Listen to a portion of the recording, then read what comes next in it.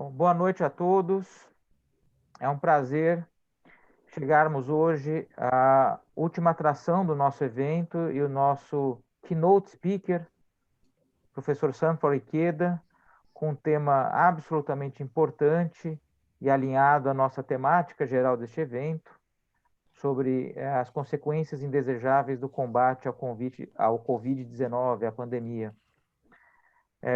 Eu gostaria, neste painel, de convidar a professora Mariana Piaia, pesquisadora do nosso Centro Mackenzie Liberdade Econômica, professora da nossa graduação em Ciências Econômicas, para ser a moderadora desse painel e fazer a devida apresentação do professor Sanford Ikeda, e eu acho que é muito importante também contar um pouco para o professor Sanford Ikeda o quanto ele é importante para nós aqui do Centro Mackenzie de Liberdade Econômica. Professora Mariana, passo a palavra para a senhora. Boa noite, muito obrigado. Boa noite a todos. É um prazer ser a moderadora desse painel, ainda mais, como o professor Vladimir comentou, pela importância que o professor Ikeda tem para a nossa pesquisa e para o nosso centro. O professor Ikeda, ele é professor de economia e é coordenador do programa de economia da Berkeley College, da Universidade de Nova York, é pesquisador visitante associado de pesquisa da New York University. Ele faz pesquisas, em torno da economia política urbana, examinando, então, impactos das diferentes formas de intervencionismo local na ordem urbana espontânea. E nós utilizamos uma pesquisa do professor Ikeda exatamente sobre intervencionismo para analisar aspectos aqui do Brasil. Então, aqui no Brasil, a gente discute muito, a gente foca muito nas análises tradicionais do Mises, nas análises tradicionais do Hayek, e uma das questões que são discutidas, trazendo o trabalho do Mises de 29, é a questão de, olha, a gente não tem uma terceira via. Ou a gente vai ter economia de mercado puro, ou a gente teria uma economia coletivista, e que essas economias mistas estariam fadadas a explodir, A gente não teria essa terceira via. Só que quando a gente olha para a realidade, a gente vê que essa terceira via é, de fato, predominante nos dias de hoje. E aí, a pesquisa do professor Ikeda, ela vem mostrando que existe um ciclo, de intervenção e desintervenção e dinâmicas por trás dessas pressões por mais intervencionismo e de pressões por mais liberdade. E aí a gente tinha essa intuição de que isso acontecia no Brasil. A gente sempre sente que no Brasil a gente tem hora a sociedade mesmo puxando a política e a dinâmica econômica para uma via mais liberal e, por vezes, exigindo mais intervencionismo.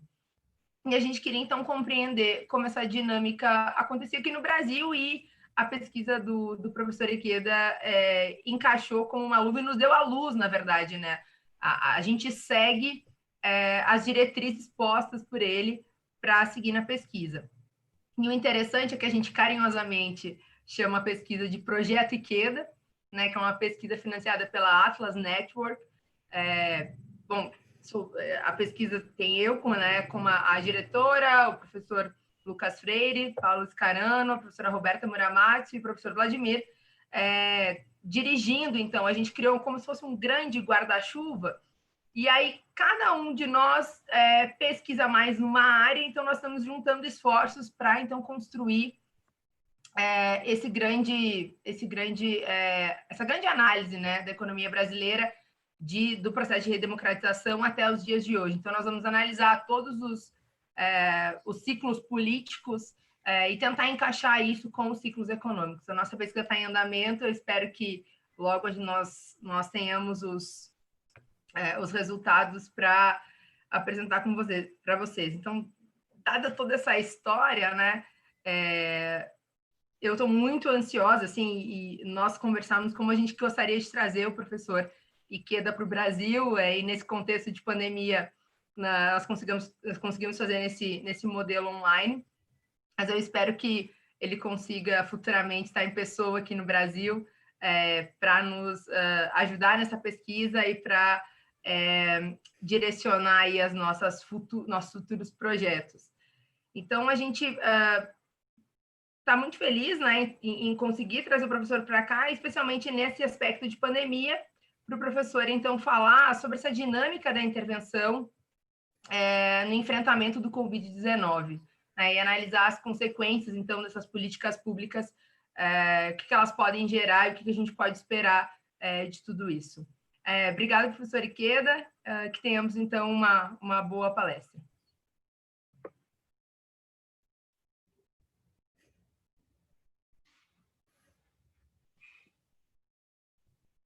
Well, thank you very much for that wonderful introduction. And I want to thank the Center, the Mackenzie Center for Economic Freedom, Professor Vladimir, Professor Mariana, and everyone else connected with the center who's made my talk this evening possible. I've never been to Brazil. I'm speaking to you from Brooklyn, New York, where, as you probably know, everyone here and indeed around the country is anxious about the outcome of the presidential election, which in many ways is unique in our history, although it still follows in the tradition of presidential elections. And we hopefully will have whatever happens, a peaceful outcome. I want to talk tonight, as my title of my speech indicates, something about COVID policy. First of all, I should say that it's far too soon to come to any definite conclusions. It's been less than a year, at least in the United States, where we've had the pandemic and the policies that have tried to address the pandemic. So anyone who has definite conclusions at this point probably should be looked at with some skepticism. And I'm not going to try to make any bold predictions. What I have to say tonight about COVID and policies really is in a more general nature, and it follows along the lines of the framework of dynamics of interventionism. And I'm flattered that the Mackenzie Center would informally at least name a project after me. But I'm especially pleased that the Mackenzie Center would use the Mises, Hayek, and Kerzner approach to studying government intervention, or the dynamics of interventionism, for analyzing Brazilian policies. What I'd like to do, if I may, is to share a few slides from my PowerPoint presentation. I would like to show you the three rather important books insofar as the theory of intervention is concerned, by Mises, Hayek, and Isabel Kerzner. These three books and more really form a kind of foundation for the work that I had done on the dynamics of interventionism. And so I will be drawing on them. Let me go back. What is the dynamics of interventionism? Very briefly, the dynamics of interventionism refers to how the unintended consequences of a public policy intervention tends later to lead to further interventions.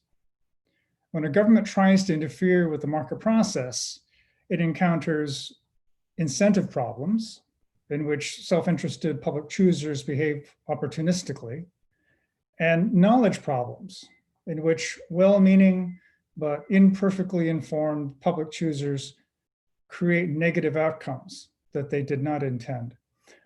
In the interventionist process, public choosers, that is, those who decide public policy, who are unaware of the wider consequences of their actions or who are concerned only with their narrow self-interest, will engage in policies that tend to generate outcomes that they themselves will find undesirable. And given the ideological proclivities that led them to interfere in the first place, that is, sympathy towards solutions based on political power, public choosers will tend to respond to these undesired outcomes with even more interventions into and restrictions on the sphere of private activities. At the same time, an expanding interventionist state generates an ideological dynamic that reinforces the propensity to intervene. More on that in a moment. But of course, this process is reversible. There are actions each of us can take at any time that can help to reduce the scope of state interventionism to levels consistent with effective governance.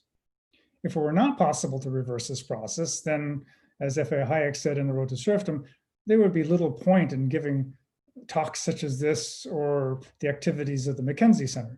But I do believe that our efforts have an impact on the course of public policy and the future of the free society. Now, Ludwig von Mises, F.A. Hayek, and Israel Kirzner focus mainly, though not exclusively, on the economic dimension of interventionist dynamics. For example, the starting point for Hayek and Kirzner is Mises's explanation of how interventions that interfere with the price mechanism, such as rent controls or minimum wage laws, tend to generate chronic shortages of housing or chronic surpluses of labor.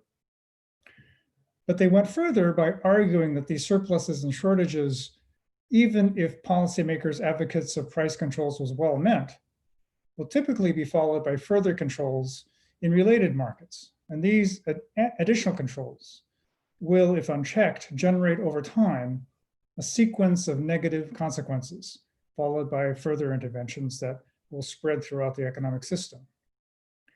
While there are ample opportunities to retrench and reverse this process, the ideological preferences of public choosers will tend in the direction of greater and greater collective control until something happens to convince public choosers either to accelerate toward collectivism or to dramatically return to freer markets. As you indicated, happens sometimes in Brazil. We have seen something like this happen in the Weimar Republic of Germany earlier in the 20th century, in the UK under Thatcher, and indeed the former USSR. Israel Kirzner has highlighted the interventionist influences that hamper entrepreneurial discovery, or that push the political economic process into wholly superfluous directions, or that generate opportunities for public choosers to rent seek. But what I'd like to highlight here is Hayek's suggestion, which he articulates in the foreword to the American edition of The Road to Serfdom, his first book on political philosophy, that one of the most profound effects of state expansion is a psychological one. And here, may I switch to a slide?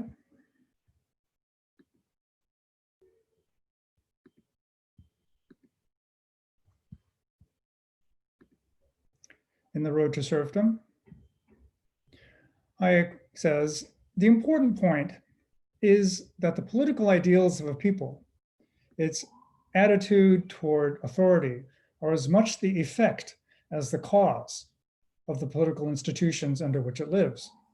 In a similar vein, Hayek later writes in The Constitutional Liberty regarding the underappreciated consequence of rent control, that rent control, quote, has probably done more to restrict freedom and prosperity than any other measure excepting inflation. And he elaborates, because rent restriction, large sections of the population in Western countries have become subject to arbitrary decisions of authority in their daily affairs and accustomed to looking for permission and direction in the main decisions of their lives. In my early writings on interventionism, I tried to develop Hayek's idea that interventions influence ideological preferences in a particular way, further and further toward anti-market and pro-interventionist mindset. A little later, I began to interpret this ideological dimension more broadly.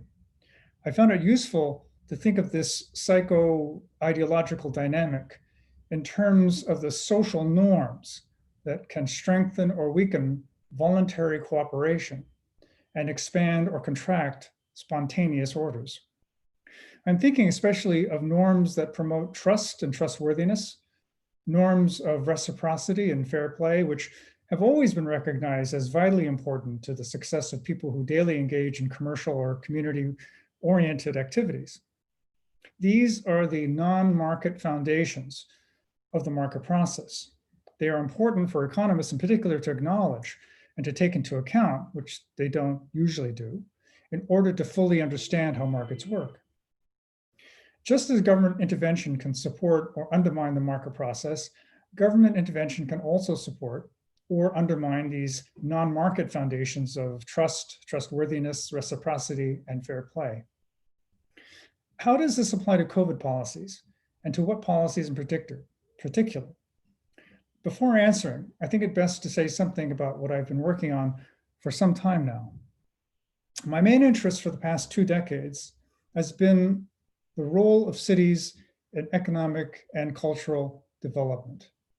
That interest was sparked around 1998 when I first read the book, The Death and Life of Great American Cities, which was published in 1961 by the great urbanist Jane Jacobs.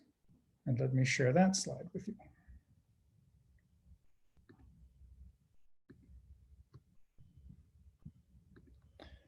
This is the book. And there's an image of Jane Jacobs. Jacobs was known, or is known widely, mainly for her urbanism, that is, her advocacy and activism for the people and social institutions that constitute the lifeblood of a city, and for her penetrating insights into how urban planning and design, if it fails to appreciate the nature and significance of ordinary street life, can devastate a city. But when I had a chance to talk to her, she told me that she believed her main contribution to the world of ideas is in economic theory, especially the theory of economic development. In her theory, the city plays an indispensable role as a social institution par excellence in promoting innovation and creativity in all fields of human endeavor, from economy to culture. I learned from Jacobs that a key part of the city is the local social networks that arise spontaneously to support urban life, that promote security and trust in public spaces, especially security and trust among strangers and outsiders. Jacobs' early work brought widespread attention to, and eventually widespread appreciation for, the way urban planning and the design of public spaces impinge on those local social networks, either reinforcing or undermining them. Which brings me back to those non-market foundations of the market process. I had been thinking and writing about ways to follow up on Jacobs's concept of how great cities, that is, cities that are disproportionately innovative and productive, accommodate and harness the knowledge, skills, and tastes of strangers. I drew upon the sociological concept of social distance. Now, this is social distance in a very different sense from the way social distance is used now in the COVID era. Social distance in the sociological literature has several meanings. It can refer to the strength of a tie among people, or the level of sympathy one has for another, or the degrees of separation between people in society. All these meanings are consistent with the idea of a stranger.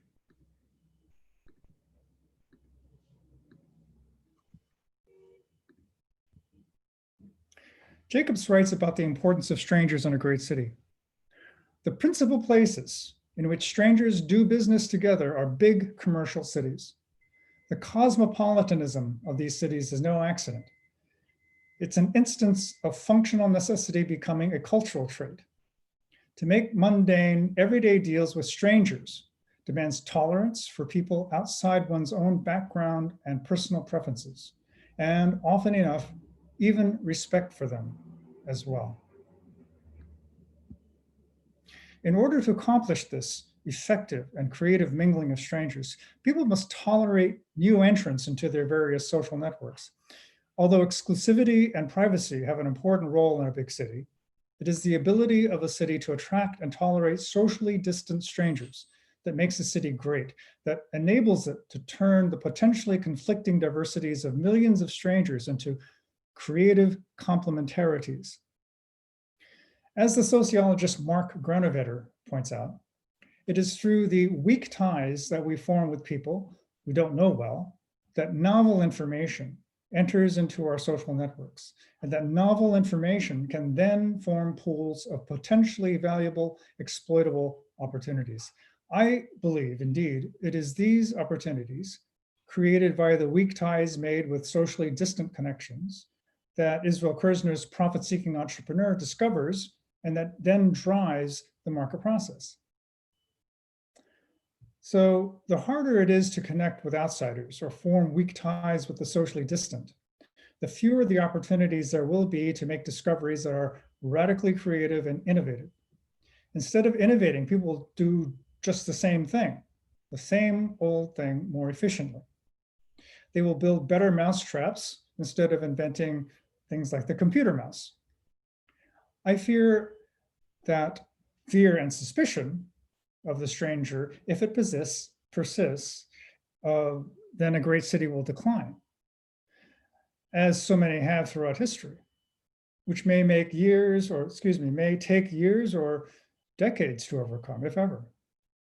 But to trust strangers and to feel secure among them means that our norms should not encourage not simply trust, but the kind of trust that gives people the confidence to include rather than exclude outsiders. In a word, tolerance. The social capital that emerges from interactions in a city has to not only bond persons with similar cultures, backgrounds, and beliefs, but to serve as a bridge to welcome the socially distant into our social networks.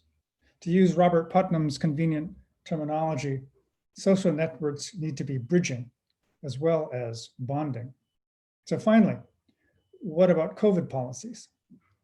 And let me say that I'm no expert on contagious diseases or epidemiology, but am I referring to the policies of physical distancing, keeping 2 meters away from others when in public?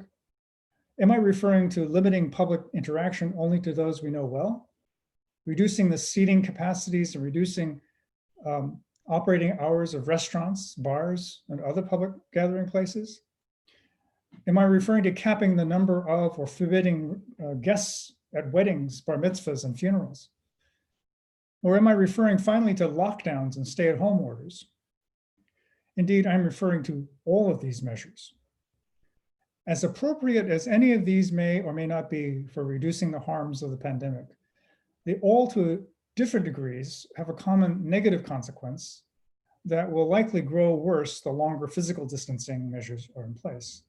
I don't just mean the tragedy of lives lost or ruined by some of the more extreme measures governments have undertaken that should be balanced against the lives saved by those measures.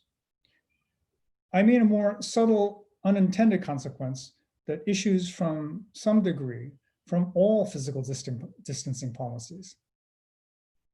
Now, physical distancing need not, in the short term, completely eliminate social interactions. It's still possible to socialize with less physical contact, at least some forms of socializing. And of course, gatherings and social interactions of a sort is possible over Zoom or Skype. For this reason, I dislike the current term I dislike the current term for physical distancing, which is social distancing. Of course, physical distancing does necessarily entail some amount of social separation and isolation. And as we must also factor in the fear of strangers, and sometimes even the fear of virus-spewing friends and relatives that would arise even in the absence of government policies. But it seems to me that an unavoidable side effect of dire warnings from public health officials and stridently enforced physical distancing policies is to reinforce this fear of strangers and of those outside or exclusive, strongly tied social networks. Fear of the other, of the Chinese, of all people of color, of the police, of protesters, of those who may be infected but show no symptoms, of people who don't wear masks or of people who do wear masks. This fear of interacting with rigid physical distancing regulations and practices drives us apart. The unintended consequence of physical distancing policies and the fear that they often engender is indeed to socially distance the socially distant. And what I have learned from Jane Jacobs is that socially distancing the socially distant is a profoundly anti-urban and anti-liberal act. We become more limited and more closed within the circles of friends, coworkers, and family that we already know. The walls of our social networks become isolating bubbles. Liberal society is about mobility. It is about mobility in physical space and mobility in social space. The lifeblood of a great city is mobility and informal contact. Travel bans and mandatory quarantines, which may be appropriate at some times in some places, nevertheless discourage mobility and contact with outsiders. To isolate people in groups is to thicken the walls of the bubbles we live in. And we already live in too many bubbles. Social, political, ideological, religious, and racial bubbles. Liberalism and the great cities it creates aren't about segregating socially distant people. They are about creating attractions that bring outsiders in and turn the strange into the more familiar. These attractors are in business, community, and culture, and elsewhere. All of these areas have suffered severely so far this year. Reducing social gathering places, or so-called third places, that are neither home nor work, scaling down or eliminating large gatherings of people at concerts, plays, movie theaters, bars, and coffee houses, which may be necessary in some places for a time, nevertheless means narrowing down the number of places where we might see or encounter people who are different from us, who might broaden our view of the world, or who could be potential partners in some future venture. We need to use what we have learned thus far about this COVID pandemic and to find ways to allow ordinary people to experiment with local solutions so that harsh measures can be relaxed as soon as and as swiftly as possible or avoided altogether. Fear is a natural response to an unknown threat. But fear taken too far and indulged in for too long also discourages mobility and hampers contact with outsiders. Already this year, we have seen a rise in violent crime in large American cities, even when, or actually because, there are fewer eyes on the street and in public spaces. There is more social isolation and far fewer opportunities to earn income in legitimate ways, especially in activities officially regarded as non-essential. The responses we have seen in cities across the United States are spontaneous protests of various kinds, followed by violent pushback by city, state, and federal law enforcement, followed in turn by more protests against brutality, and so on. Interventions breed further interventions. Who was hit the hardest from the COVID virus and lockdowns? And I can provide documentation here. Evidently, it is the poorest communities that have been hit hardest by COVID. Overcrowded households, plus greater exposure of low-paid workers in food delivery and other essential businesses have contributed to this. In America, Black-owned businesses have failed at over twice the rate as white-owned businesses. At least part of this derives not just from the virus itself, but from physical distancing policies. If mask mandates and other physical distancing measures become harsher or more strictly enforced, as in fact many would like to see done, on whom do you think such enforcement will fall the hardest? Who will suffer the most, the wealthy or the poor? Early in The Road to Serfdom, which was written during World War II, Hayek reports that many of the public intellectuals and opinion leaders who saw the effective economy-wide regulations and controls, how effective they seemed to be in harnessing resources to win the war, were misled into believing that collectivist methods could and should be continued during peacetime to achieve other national objectives. I am concerned that something similar may be happening now. The declaration of a national emergency in the United States last spring empowered governors to shut down so-called non-essential businesses and schools, and to compel citizens to shelter at home month after month after month. It is bound to have had, as Hayek described it, an impact on the psychology of people forced to obey those rules. It is said for their own good. But once the COVID crisis is past, will these drastic measures become a non-controversial part of daily life, a part of our normal expectations? Is this what is happening now? Is this what we're seeing in the UK and France, as those governments once again impose severe national lockdowns, as if after 8 months, the experts have learned nothing about alternative ways to address the virus, or about the negative consequences of these policies on the socio-economic system and the mental health of their people? I am also concerned that it will be much easier now to substitute some new crisis that will require the same or even more extensive interventions to combat, if only the proponents can agree on whether the objective is one social objective or another. Each of the contending special interests will want to wield the political power created during one crisis to pursue what they think is the overriding national objective, whatever that may be. It is unlikely, however, that the majority of voters would actually be able to agree democratically on any one of those objectives. COVID is the generation of today's Great Depression. So what's the way ahead? Well, cities are incubators of ideas and engines of social, economic, and cultural development when they can accommodate socially distant people and enable them to interact in complementary and productive ways. Cities can do this when they create public spaces in which people feel comfortable among strangers and outsiders. Anything that hampers this, whether wars, regulations, or pandemics, threatens the creativity and prosperity of all urban dwellers.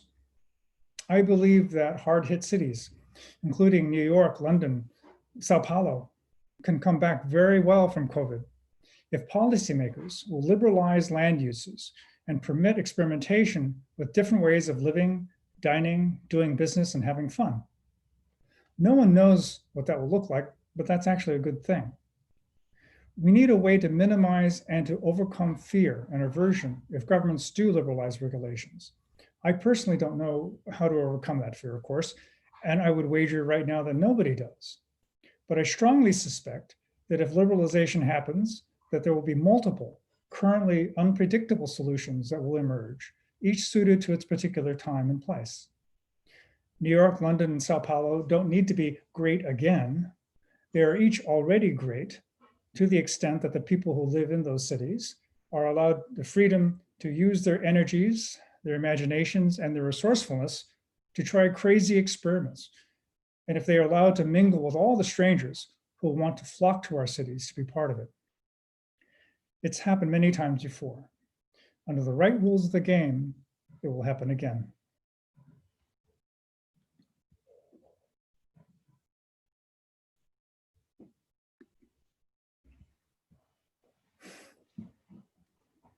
Professor Ikeda, it's a very inspiring what you said, and for one side, and from another side, it's a kind of a bad feeling that I think all of us from the Center for Economic Freedom, we are having this moment. We are fearing that the future, besides the idea of vaccine, will be more interventionism, and the opposite idea, the idea of being distant. From now, our current operation in Brazil and in Sao Paulo, we are having some difficulty to meet friends, even following the rules of alcohol, masks, and physical distance, because people are in fear to be with another. And so we don't have any idea of this psychological influence, not only on adults, but on child. And teenagers and child that are under these rules, that are in home, studying alone, and now are fearing to be outside, to connect to another people, to have real contact with their friends beside playing PlayStation 4 or some kind of online games. And so that's something that we are very concerned. Sorry, I'm interrupting, just commenting your presentation. I'll give back the word to Professor Mariana. Professor Mariana, please.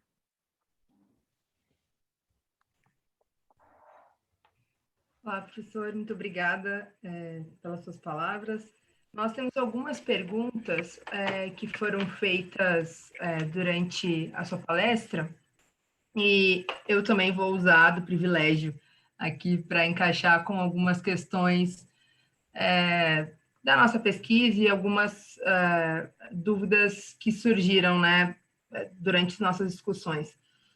No nosso centro Mackenzie de Liberdade, nós temos professores da linha de escola austríaca, mas também outros professores que trabalham com nova economia institucional, public choice e outras linhas que a gente pode fazer quase que uma referência ao que é a mainline economics, né?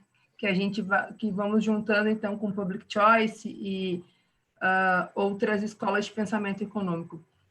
O senhor imagina que é possível nós utilizarmos da ideia da public choice e de outras escolas correlatas para explicar esse problema das consequências não intencionais?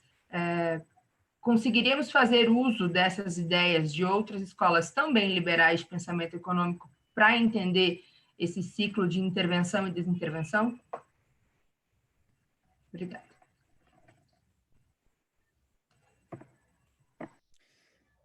Yes, that's a very good question. And I believe the answer is yes. Certainly, public choice and Austrian political economy are highly complementary in helping us to understand the political process and helping us to understand how we might find ways of liberalizing and finding a path back away from serfdom to a more free society.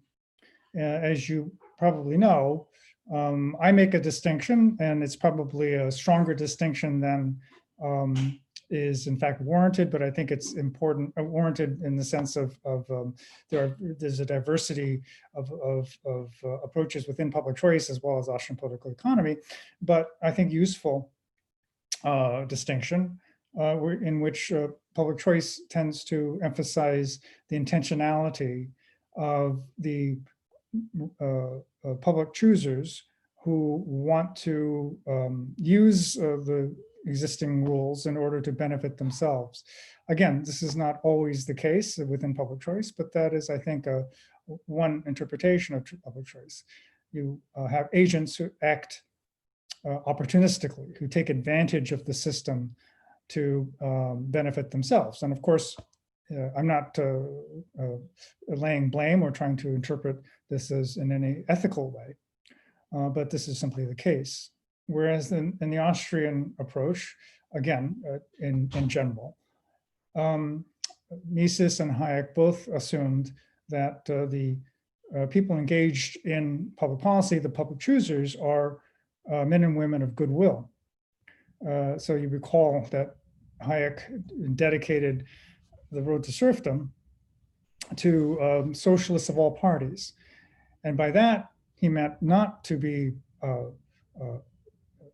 disrespectful or to make fun of them, but to say that socialists of all parties need to know what the consequences of the particular policies, the means that they want to use to achieve their ends will have. So you have well-intentioned individuals who don't appreciate the unintended consequences due to radical ignorance, due to the essential ignorance that exists in the system that really cannot be removed, and that markets do a fairly good job of coping with, but political processes less so. That in following those public policies, you're going to generate negative unintended consequences. And again, these are two different ways of thinking about what we might in general call government failure, but they are complementary. Both to some extent are unrealistic. There are people in government who are very well intentioned, who are not self-seeking. Similarly, there are people who are acting with quite a bit of information and who do consult with economists and others, experts, before making a decision and do the best they can. So, but in sort of an abstract way of organizing our thinking about public policy, both public choice and Austrian political economy, I think do a pretty good job.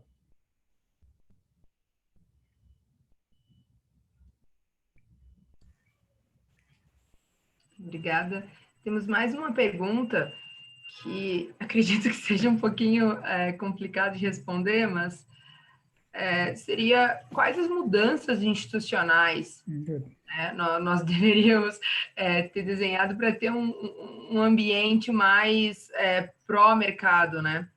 Nesse novo normal. Que ações, na prática, nós deveríamos ter né, para entrar nesse novo normal com uma tendência mais para o livre mercado, né? Para reverter esse ciclo. É possível responder isso? É possível deliberadamente que as nossas ações encaminhem para isso, ou é uma ordem realmente que não temos muito controle?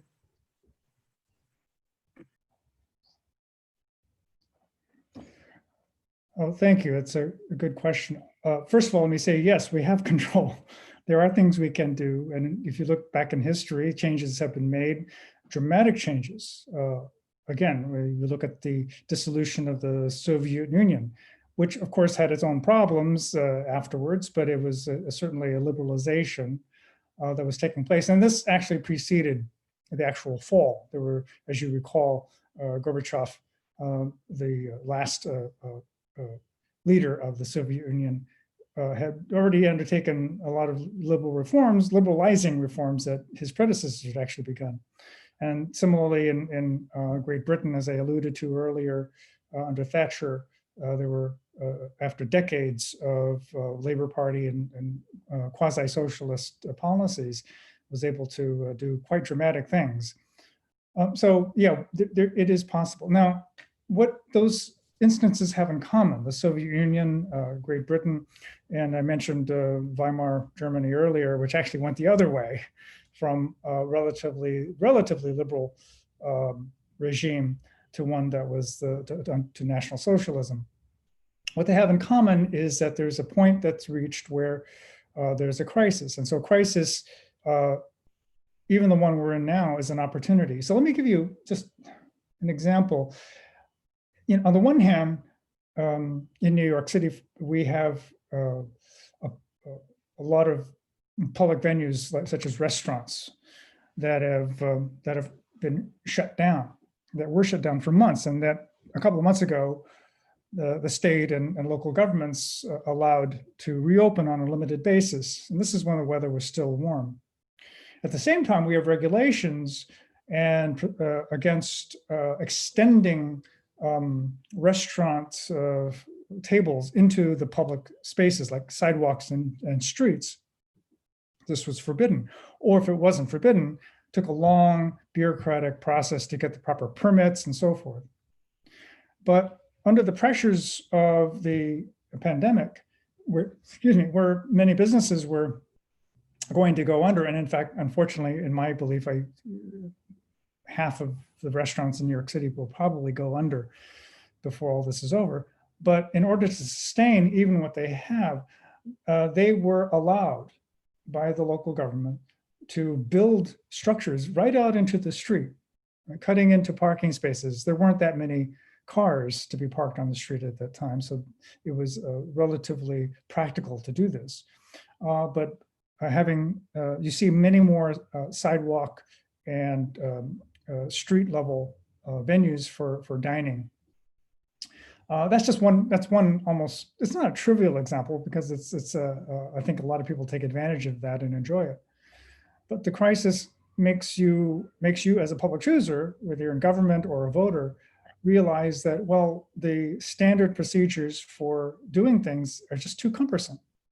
And so you can liberalize. Similarly, for the Federal Drug Administration in the United States, in approving testing for COVID vaccines and other treatments has been greatly accelerated to the extent that now in the United States and indeed throughout the world, there are, as I understand it, about 100 vaccines being developed and about some fraction of those 20 or so that are actually in testing stage. So this is a response to the crisis that is, I think, from the point of view of classical liberals, a very positive one. But at the same time, they're the considerations that I mentioned during my talk. The reinforcement of certain attitudes towards intervention, the construction of means that could be used for other nationalistic purposes once the pandemic subsides. So, you know, that's the other side of this that I think we need to be careful of. But, you know, there are a lot of intelligent voices at all stages of the intellectual structure of production, from those who are doing policy, such as the Mackenzie Center, those who are developing ideas and writing books about that are appropriate here. And I want to mention in this context, I want to put a plug in for my friend and colleague, Roger Koppel, who published a book very recently called Expert Failure. And the thesis of this is, I won't go into it, but it has to do with the fact that if you're an expert in epidemiology or in some other branch of science, it could be climate science, that because of our knowledge limitations, we tend to narrowly focus on one line of thought. And that when governments, especially rely on experts, they tend to rely on a single kind of expert. So in the case of COVID, right, we see epidemiologists and experts in viruses and public diseases at the forefront. But we don't see experts in economics talking about the economic trade-offs that are involved there, or in sociology or in psychology or social psychology.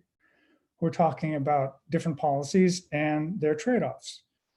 So rather than relying, I believe expert opinion is extremely important, and so does Professor Koppel. But it's also important to understand the role of openness and competition and exchange of ideas, even at that level. And so that's one reform that could be done in government. I don't know if it will do it, but it seems to me a practical thing to do. To, instead of establishing one team doing one thing based in one discipline, establishing multiple teams and doing different things. Again, this is Professor Koppel's recommendation. It seems to make sense. There are others like this. Structural changes with changing the structural rules of the game to allow trial and error, which is what competition is. Experimentation, failure, tolerate failure, to see how far we can go. To do this, governments and people making policy can't pretend that they have the answers. It can't try to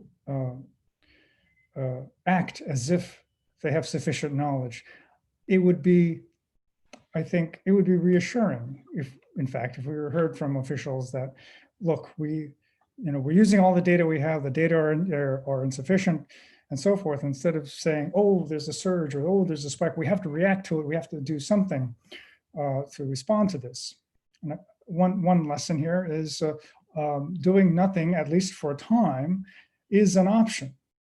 Doing nothing while you are trying to figure out exactly what to do given what we know, and as they say, it's been 8 or 9 months, there's some information that's out there, is an option before we do anything drastic. Right? So shutting down the economy, shutting down the country is a highly problematic approach, and one that is very different from the one I was just describing. Nessa linha das ações específicas, vem uma pergunta sobre Nova York. Quais seriam alguns exemplos específicos de políticas que aconteceram agora na pandemia em Nova York e como as consequências não planejadas resultaram ou estão por resultar problemas ainda piores, né? Junto a isso, podemos colocar uma outra pergunta, né, sobre se houve algum oportunismo por parte dos tomadores de decisão em relação a essas regras de distanciamento. E aí a gente pode misturar essas duas perguntas, né?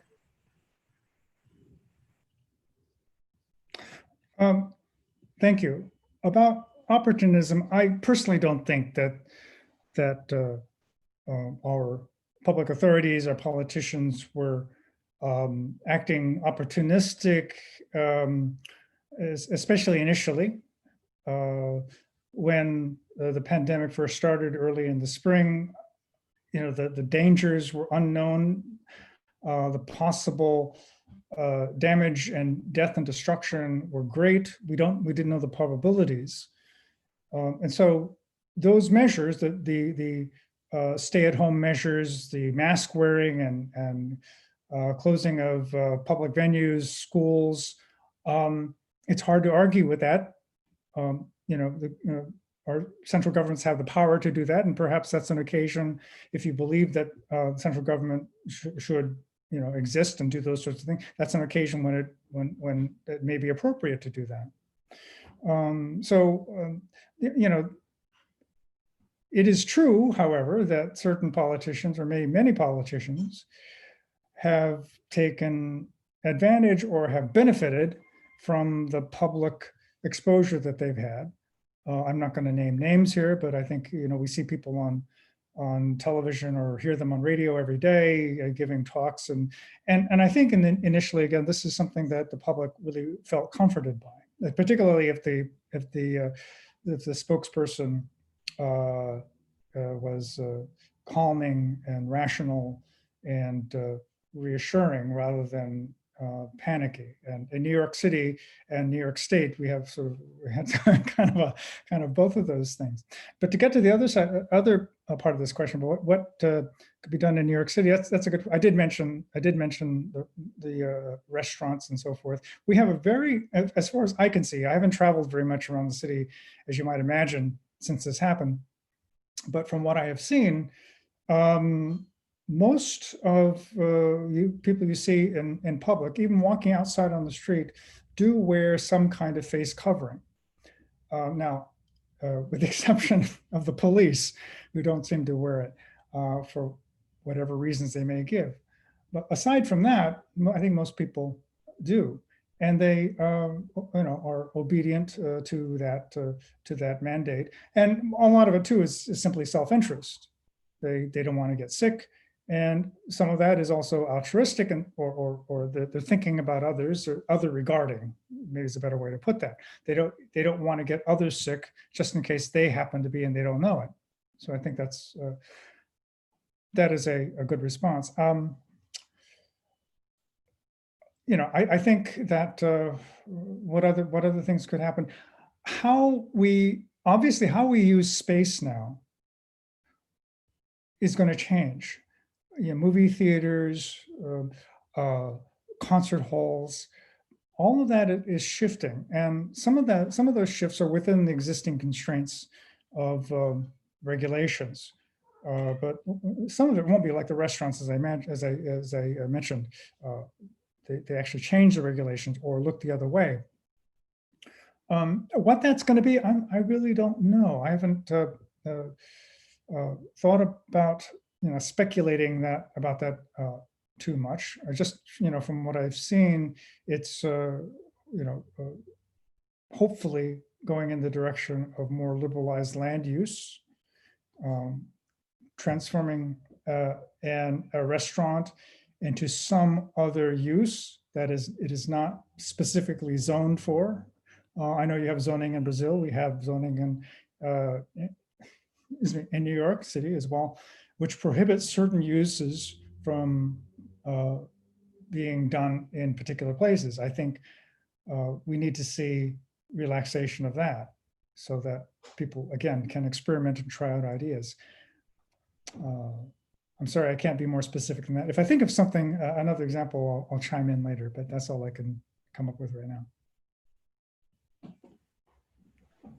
Obrigada, essa foi complicada mesmo. Mudando um pouquinho de assunto, assim, nessa linha de crises, né? Tem uma pergunta sobre uma possível crise de solvência no curto prazo, dado que a dívida corporativa dos Estados Unidos já está 50% do PIB, tem várias empresas com patrimônio líquido negativo, sendo rebaixadas nas suas avaliações. Isso poderia estar se desenhando essa crise e, encaixando com isso, né, como que a gente pode esperar uma possível atuação do Estado nesse contexto, né? Teríamos mais intervenção, ou será que a postura quanto a isso será mais de deixar o ajuste acontecer?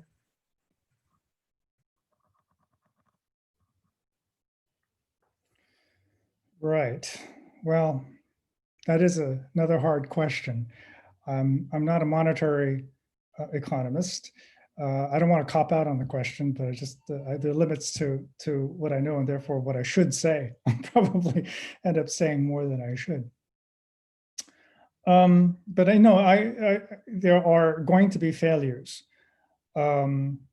whether due to COVID itself, that is to say, people demanding fewer services from the private sector because they're afraid of being infected and the consequences from that.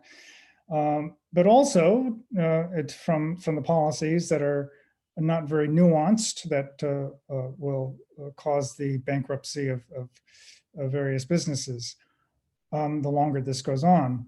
So that is going to happen. So, in the beginning of this, or in the second stage in the United States of this crisis, where the bailouts sort of were happening toward businesses, which in the end, I don't think were very successful getting the money to the various businesses that wanted them. And indeed, whether it was all that helpful to them. Some in fact, I'm sure it was. That was maybe something that would certainly help, and Wall Street and the indicators, financial indicators, showed that. I mean, if you look at the Dow Jones average now, it's almost fully recovered. I'm not sure what the percentage is, but it's like something like 90% of what it was pre-pandemic.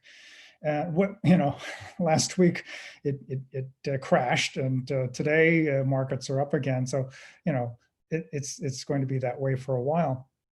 But I think the trend tends to be up. So, but nevertheless, outside of the financial markets and in terms of businesses that are functioning, we need to make it easier both to fail, to liquidate your assets, and to start new businesses.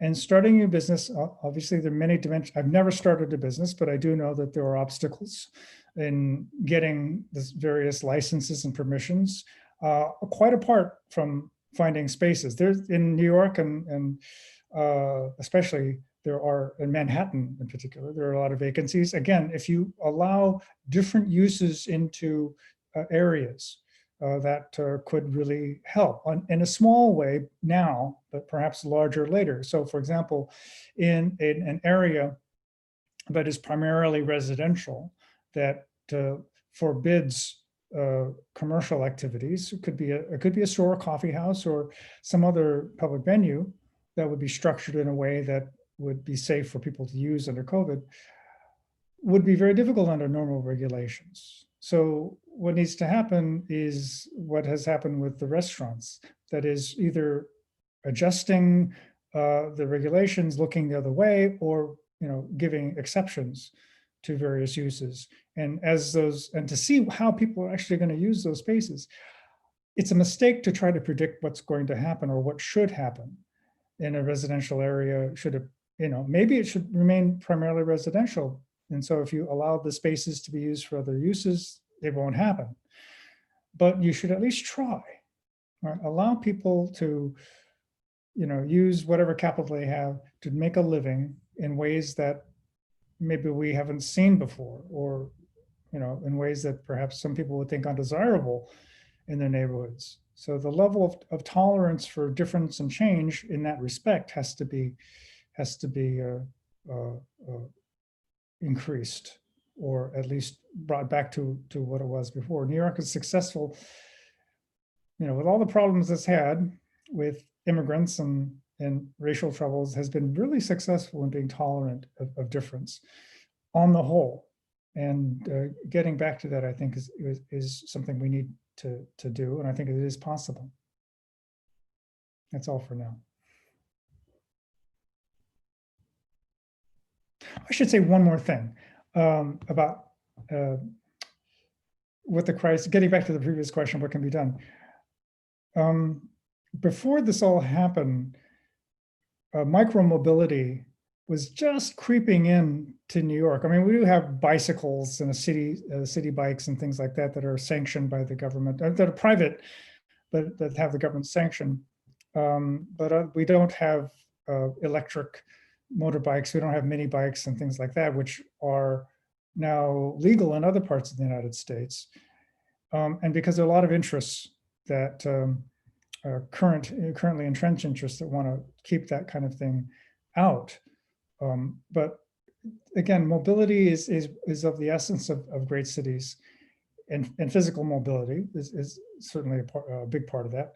So allowing experimentation in different kinds of mobility, allowing businesses to come in to provide electric scooters or electric bikes as they have elsewhere, more jitneys that, we think of the word jitney and it tends to have bad associations because, they tend to cater to people who have low incomes. But what makes a jitney is the flexibility of the route, right? So you competing with big buses. So again, I think that's another, in terms of transport and more generally mobility, is an area we really need to look into reforming under the current circumstances, and maybe, in fact, more amenable to that kind of change now, one hopes. Bom, nessa linha, aqui em São Paulo, nós estamos vendo um fenômeno, e acredito que em outros lugares também, de uma espécie de volta ao campo, ou de uma retomada de grandes empresas para o interior, ou simplesmente não alugando mais espaços caros em grandes cidades ou em bairros respeitados, assim, né? Empresas fazendo home office ou se deslocando para o interior. Quais seriam as consequências para essa dinâmica das cidades que essa pandemia acabou gerando, né? Esse economizar poderia influenciar nessa dinâmica, na dinâmica de serviços e na essência das cidades? Well, I think what COVID has certainly done to everyone, and including me, and venues like this, as much as I like Brooklyn, I would have very much liked to be in Sao Paulo, speaking to all of you face to face. But obviously what it's done is it's enabled us to do this. And in some ways, and along some margins, it's an improvement. Probably more people can watch this than would have if it were in person. I don't know, perhaps. And in my teaching, for example, I'm teaching all of my courses this semester from my study here in Brooklyn, rather than going to the campus up in Westchester, some miles away, because we are everything is being done by distance learning. So these are trends that existed before. COVID has certainly accelerated that, and I think there's no going back to what was we had before, face-to-face classes and other sorts of meetings, and at least in the United States, may be the same in Brazil. Colleges and universities were in trouble even before this, because of the competition from various opportunities to do distance learning. So this is going to, this is certainly going to impact that. So moving a business outside of New York City has certainly occurred. There's been a lot of movement outside of Manhattan, as I mentioned before, but from something I saw was that there is record vacancy in Manhattan, which is, I think, maybe some of you don't know, is one of the, is at this main borough of New York City. Reduction in increase in vacancies, okay, but a decrease in vacancies in Brooklyn, which is also part of New York City, but one of the so-called outer boroughs. So it's a question of how far people are actually moving from Manhattan to Brooklyn. Now, certainly, as you described in Brazil, they could be moving quite far, and with technology, that's possible. But I'm of the mind that cities, where people can have contact on a daily basis in unexpected ways will always be important. That is to say, as I said in my talk, what makes a city great is the ability to see strange things, to be surprised, to be disgusted, to be offended. One of the things I like to say is any great city has something to offend everybody because there's so much variety and so much diversity.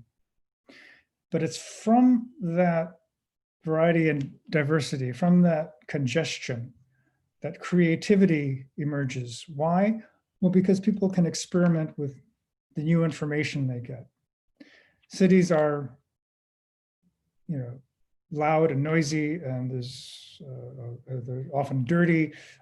There's always construction or destruction going on. You're tearing down buildings or building up buildings, and because of trial and error. Right? Cities are great places to experiment, but they're also places where people tend to be more tolerant of many things, including change. In some sense, nobody really likes big changes. And so if that's the kind of person you are, you'll tend to stay away from big cities. I grew up in a small town, and I really desired to live in a place that was exciting and interesting. So eventually, after some different places, trying different places, I ended up in New York City. But there's always that choice. If you don't want that kind of activity, you'll move. But I think if that's the case, creativity, business, and prosperity will suffer. Which nobody likes. So what does that mean on a practical basis? Well, that means that if there are opportunities to make money, to profit, where are they primarily going to be found? Where there's great, other things equal, where there's great diversity along many different dimensions, or homogeneity. And I think the answer is where there's great diversity. And where will you find the greatest diversity, I think, will still be in cities. And as that happens, as I said before, strangers, outsiders will come, or if you left, you'll come back to the city. It's such a, as bad as they can sometimes be. And I know that Sao Paulo is, a city, over 12 million people. New York is a little over 8 million. That as bad as they can be, they seem to bring people back even after disasters. After 9/11, right, we suffered. Prior to that, after the bankruptcy of New York City in the 1970s, right, there were real bad times that we as a city went through, as I'm sure you have, that we recovered from. The population of New York City dropped significantly after the 1950s, and only came back up gradually in the 1980s and 90s until just before COVID. We were near records. We were something 8.5 million people. So yeah, people who move out, God bless them. Businesses that move out, God bless them. Somebody will take their place. Okay, real estate, if it's cheaper, these are maybe younger people with fresh ideas. They will come in. The rents will be lower. Someone will take advantage of that. So I'm optimistic.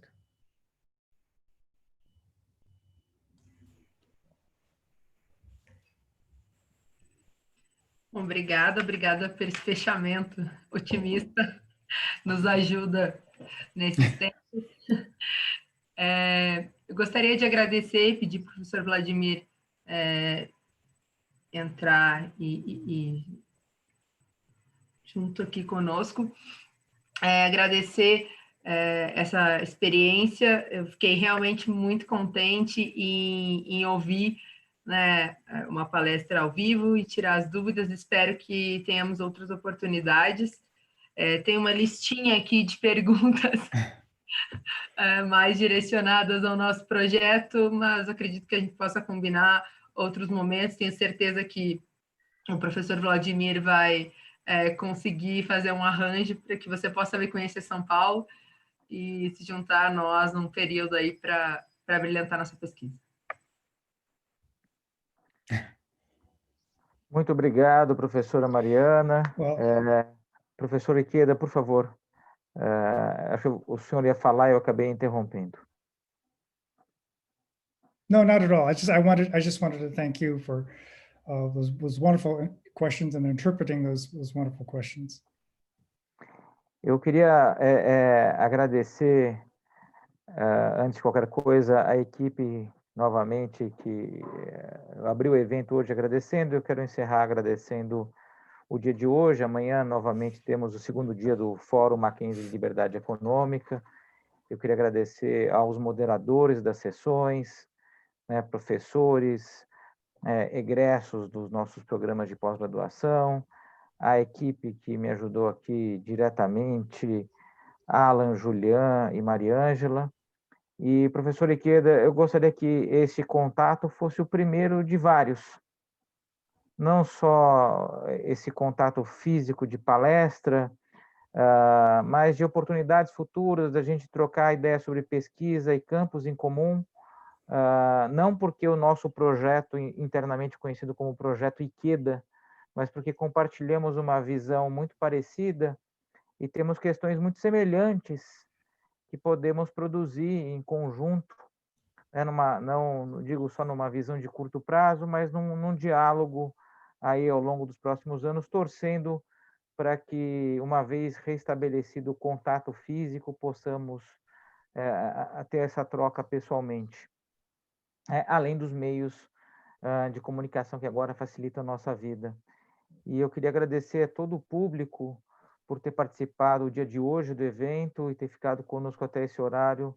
Boa noite a todos. Boa noite, professor Ikeda, professora Mariana. Foi um prazer. E obrigado à equipe de tradução, que tanto no lançamento do livro do padre Sirico, como agora do professor Ikeda, fizeram um trabalho brilhante. Muito obrigado. Boa noite a todos.